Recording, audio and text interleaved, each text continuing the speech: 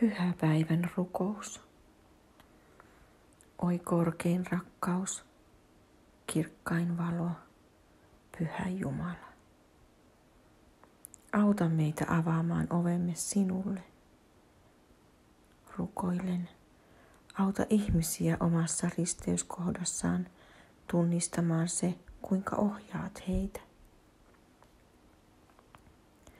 Auta löytämään oikeanlainen avain siihen esteeseen, joka ihmisessä on tällä hetkellä ja joka sisällään sinua kutsuu, valoasi kaipaa. Auta raidon syntymisessä siihen rakenteeseen, jonka on murruttava, että sinun ihmeellinen valon eliksiirisi pystyisi täyttämään tuon tilan läsnäolollasi. Auta meitä hiljentymään.